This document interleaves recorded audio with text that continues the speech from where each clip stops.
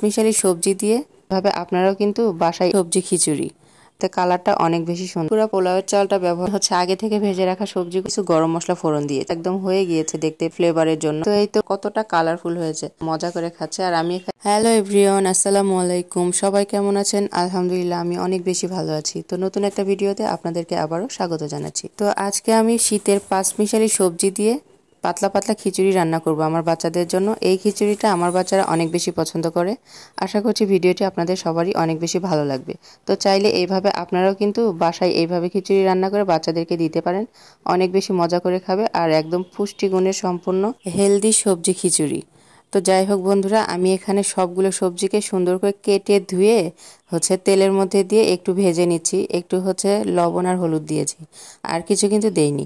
তো এইভাবে আমি সবজিগুলোকে সুন্দর করে হালকা করে ভেজে নিব।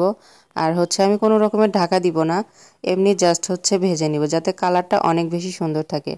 তো আরেক সাইডে আমি পানি গরম দিয়েছি, ওই পানিতেই কিন্তু আমি খিচুড়িটা রান্না করব। বন্ধুরা, আমি এখানে চিনি গুঁড়া পোলাওয়ের চালটা ব্যবহার করেছি। এখানে আমি হাফ কাপ চাল দিয়েছি আর তার অর্ধেক মসুর ডাল দিয়েছি। আপনারা চাইলে আরও বিভিন্ন রকমের ডাল ব্যবহার করতে পারেন। তো যাই হোক, আমার দেখুন চালটা কিন্তু মোটামুটি সিদ্ধ হয়েছে। তো এই তো সিদ্ধ হয়েই গেছে। তো এই পর্যায়ে আমি আগে থেকে ভেজে রাখা সবজিগুলো এখানে অ্যাড করে দিব। তো এই তো দিয়ে দিচ্ছি। সব কিছু দেওয়া হয়ে গেলে আবারও খুব সুন্দর করে নেড়ে চেড়ে একটু মিশিয়ে নিব। তো এখানে কিন্তু আমি আলাদা করে আর কোনো লবণ ব্যবহার করিনি। আমি এখানে একটা মশলা ব্যবহার করব, এই জন্য আমি এখানে আর আলাদা করে কিছু দেইনি। তো প্রথমে এখানে সরিষার তেল দিয়েছি কড়াইয়ে, তারপরে আমি কিছু গরম মশলা ফোড়ন দিয়েছি। গরম মশলা থেকে সুন্দর একটা ফ্লেভার ছড়ায়, তখন আমি পেঁয়াজ কুচি দিয়ে সুন্দর করে একটু ভেজে নিয়ে এর মধ্যে আদা রসুন বাটা, তারপরে আমি টমেটো কুচি দিয়ে আর একটু নেড়েচেড়ে একটু পানি দিয়ে কষিয়ে নিব। এরপর এখানে সব রকম গুঁড়ো মশলা দিব এবং স্বাদ মতো লবণ দিব। দিয়ে আমি অল্প একটু মরিচের গুঁড়া দিয়েছি, যেহেতু বাচ্চারা খাবে আমি কিন্তু ঝালের পরিমাণটা একটু বুঝেই দিয়েছি, কারণ বাচ্চাদের ক্ষেত্রে একটু ঝালটা কম দিতে হয়। তো যাই হোক, আমি সেই পরিমাপে দিয়েছি, আপনারা আপনাদের ইচ্ছা মতো দিয়ে নেবেন। তো আমি মশলাটা সুন্দর করে কষিয়ে নিয়েছি। এই ফাঁকে কিন্তু আমার খিচুড়িটাও একদম হয়ে গিয়েছে, দেখতেই পাচ্ছেন।